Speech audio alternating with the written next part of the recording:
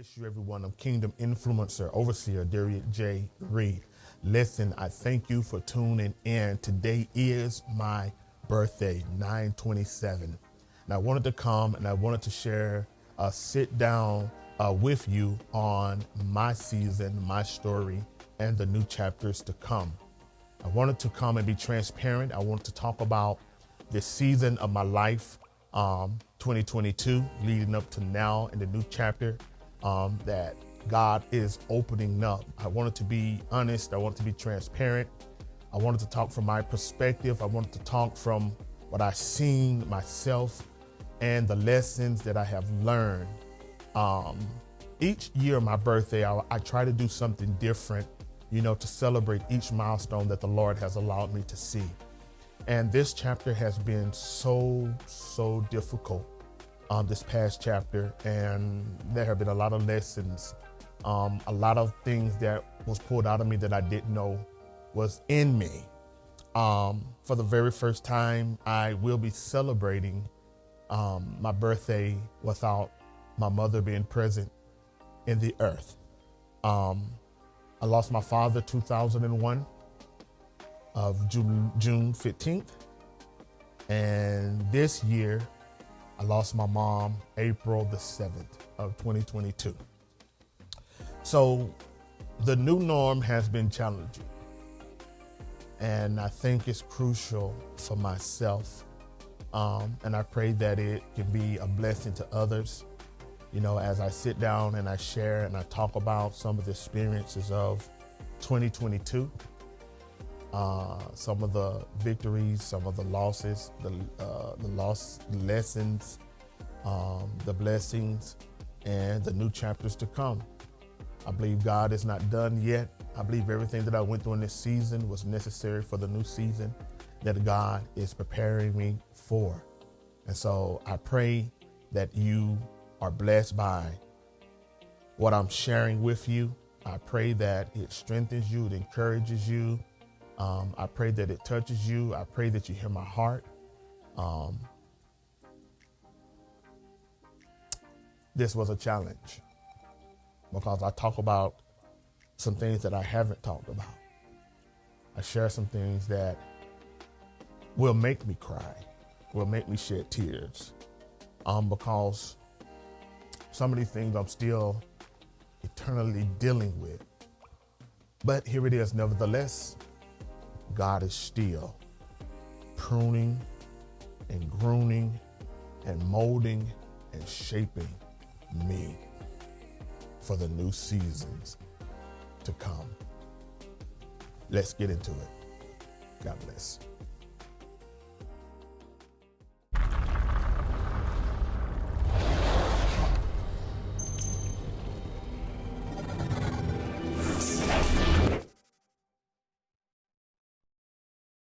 What have this season of my life has been like? Challenging. Been very challenging. I wanted to make sure in this season of 2022 that I took my time and energy from unnecessary people, places, and things that wasn't necessary to be there, to be in places where I needed my focus to be the most. That was my health. I had been through much ups and downs with my health. And so I wanted to refocus back on me. I can't give my best to others if I'm not first giving my best to myself and giving myself the best opportunity to be the best version for myself so I can be the best version as others may need from me that God has placed within my life. So getting myself refocused, realigned up, um, living to fulfill purpose, understanding that I have to make some changes that calls for me to be selfish in a good way. Um, Meaning that I was going to have to make sure that I did what was necessary for me to win. Because I am always a supporter and have always been a supporter of encouraging others to win and praying for others to win and speaking life over others to be victorious. And at the same time, I was looking at myself and I was struggling and I had got comfortable. And I had to make some choices that said, okay, well, I got to see about me first. A spiritual mother shared with me and about maybe 2 years ago, and it stuck with me and still sticks with me. And she was sharing some wisdom with me about balance and how you can give too much of yourself. And she gave me this analogy, and it became such a great visual for my purpose moving forward. She says, son, she says, imagine you have a saucer. And she says, on that saucer is your cup. And she said, everything that is in the cup belongs to you.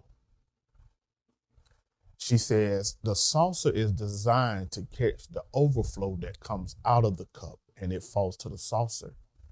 And she said, everything that falls out of your cup to the saucer is what you give, what you share. In other words, don't pour out of what you need, but learn how to balance. And the overflow is for you to continue to share with other people without here it is draining yourself, without giving yourself too much, because you can give yourself so much and then you need to be poured into and there is no one to pour back into you. So that sticks with me even to this day.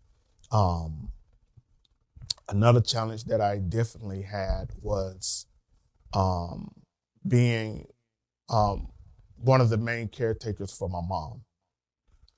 Very challenging. That was one of the motivations also for me to get my health back so I could be everything that my mother needed for the season that she was in, of being down and not able to see about herself like she could have and like she used to. And so that was another reason for me to refocus back on me, refocus back on my health, refocus back on, being the best version for me so I can be the best version for those that look for me to be there for them.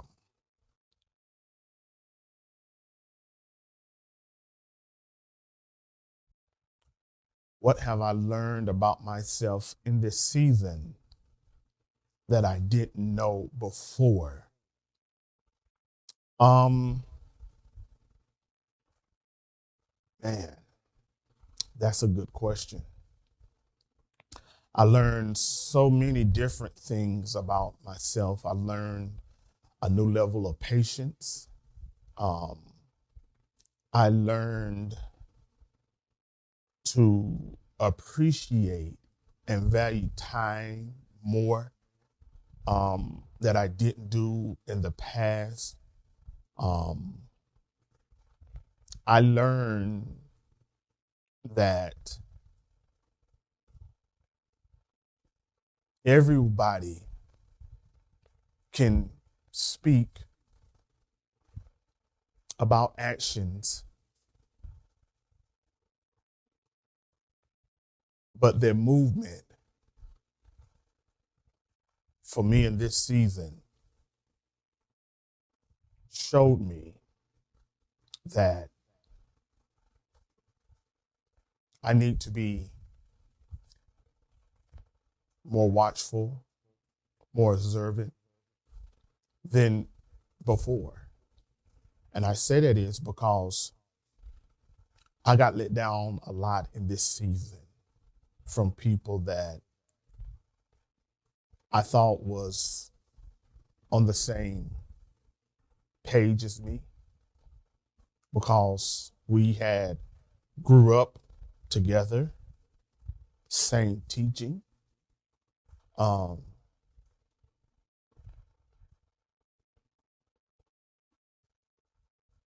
and I just couldn't understand their movement. But one thing I did understand was that time will show us who is firm, not only in what they say, but in what they do. And so I had to learn, there were some things that I didn't know. And sometimes you don't know people until certain things happen and God reveals to you their heart. And everyone's heart is not pure, even though their words may come out as pure.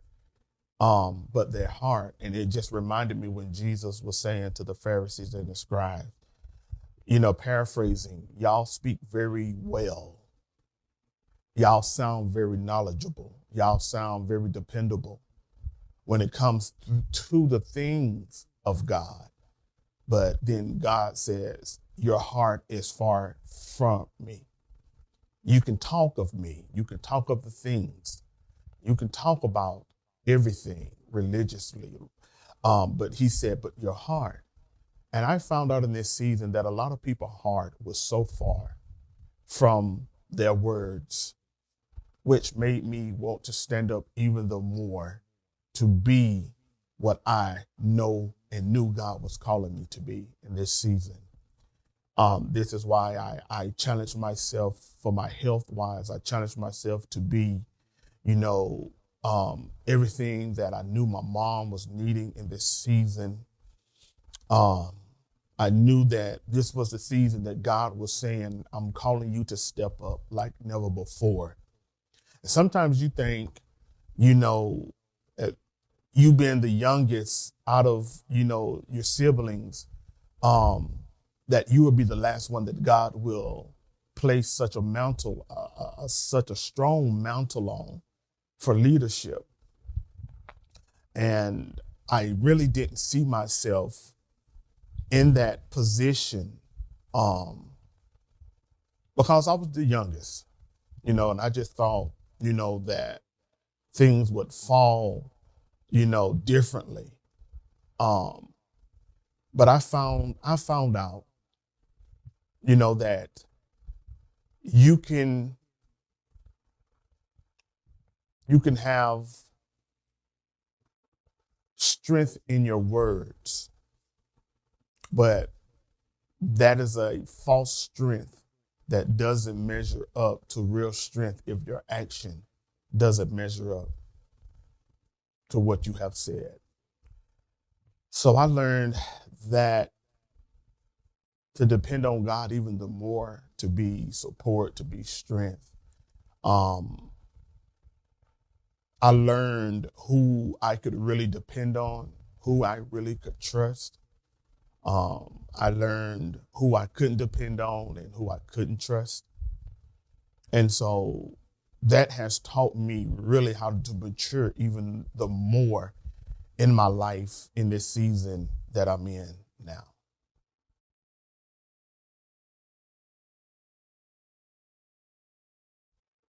What has been the most difficult moment of my life this season? Well, this season, the most difficult moment of my life was watching my mother transition. I really haven't talked much about it because I had to become a strength that I didn't know.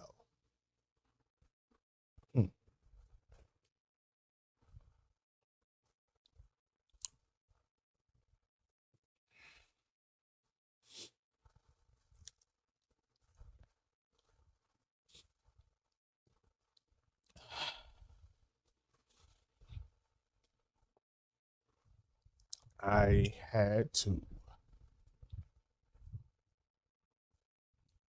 become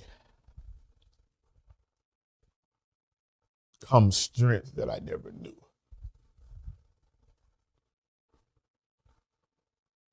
for my mom.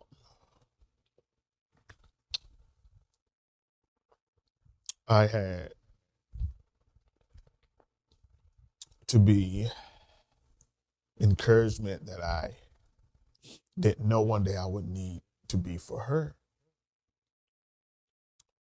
And the moments that I would show up and she would smile and say, I've been waiting on you.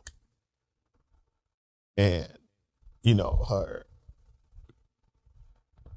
countenance would change, on her face. And I would sit down with her and I would do her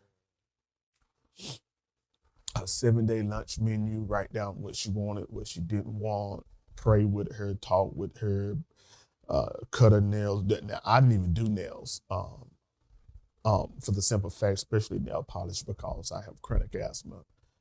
And the smell is so strong that it sets my lungs off.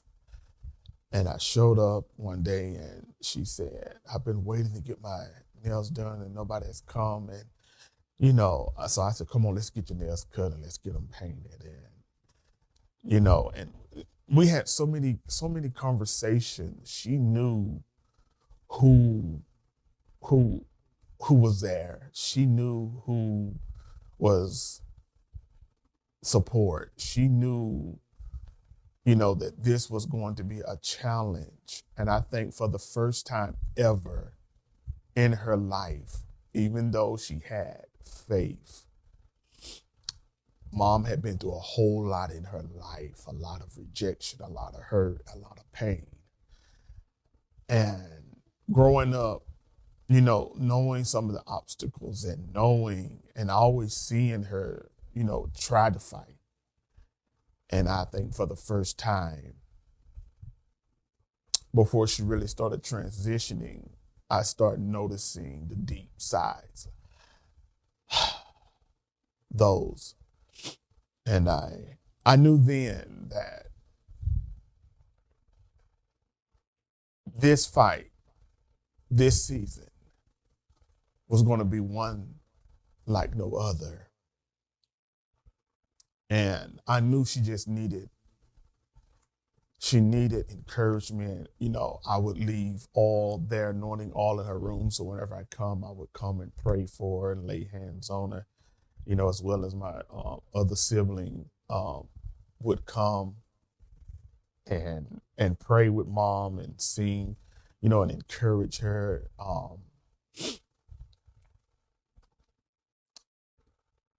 I think she knew that this time, this battle was going to be different. And that was really a challenge. That was really a challenge for me. And I knew it was a challenge for her. So watching her transition, watching people that supposed to be seeing professionally about her, not on post like they should be. So that's what made us come together even the more of, being there for Mom and whatever what she needed and what was going on. And even to the last 2 weeks of her life, I seen things that nobody else seen. When I had to 2:00 in the morning make a decision. No, she's not staying here. She's going to the hospital. And they pretty much had given her up. And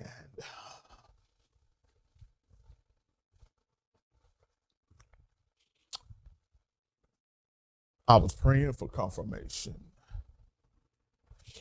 Me and my sister Christy, we was up and I'm like, we just can't, we gotta we told mom we would fight until she couldn't fight. And we was trying to figure out when to make this move. We didn't know if we wanted to do it at 2:00 in the morning or wait till 7:00. And I got a text message from mom's brother from Chicago, Randy, whom I have never met. I don't have memories of meeting him. But I knew it was God using him. And at that moment, we was trying to make a decision, and his text message was, move, get her to the hospital. And we went ahead, me and Chrissy made some calls, showed up 2-something in the morning with the ambulance, get her to the hospital.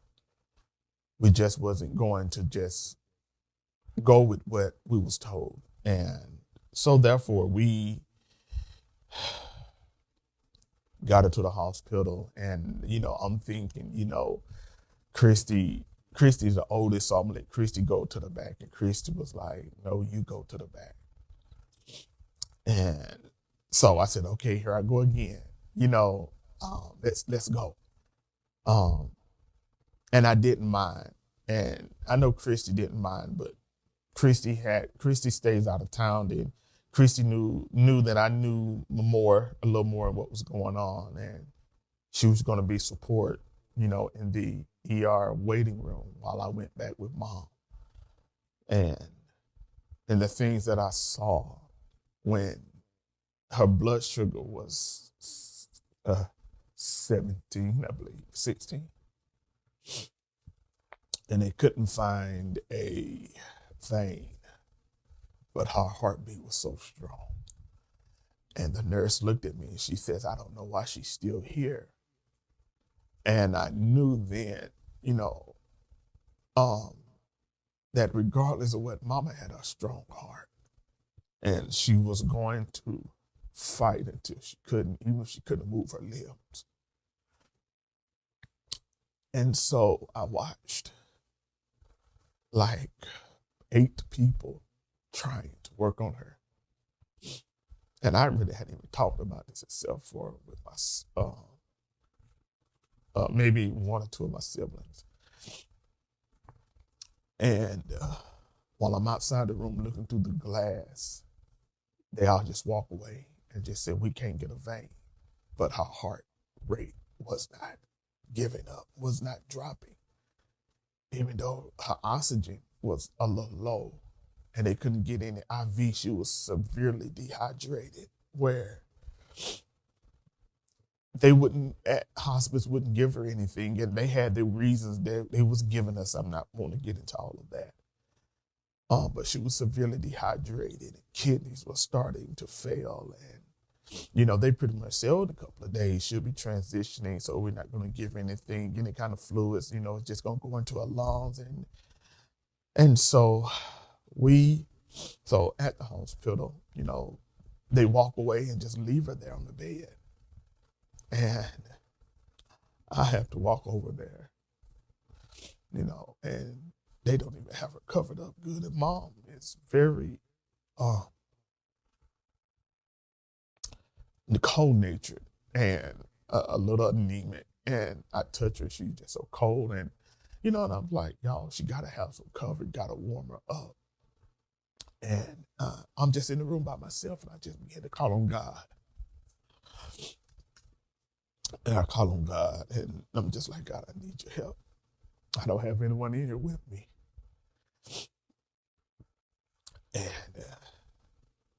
And I lay my hands on mama's head, and I say, okay, Mom, I'm here. You're not by yourself. That was one of the things that Mom never liked. She didn't like being by herself. And so therefore, I just kept praying. And I was texting Christy. I'm like, Christy, they pretty much said we're going to make a decision. That there's nothing they can do for Mom. And, at that moment, I hear the nurse come back in and say, we're going to try one more thing. And they brought a machine in on wheels, and they was able to scan, and they was able to find a vein. And they gave her some stuff. And I mean, when they gave it to us, like her eyes went from dim to boom, like a deer in headlights. But God gave her 2 weeks after that. So to know that when people had given up on her, we kept fighting. And God gave her 2 weeks, enough time for individuals to come and, and be there and speak to her and, talk to her. And you could hold her hand and she would make like rapid motions like that.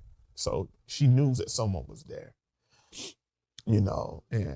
I talked with my sister, Christy, and I said, hey, the ones that have not came and, get them here to the hospital.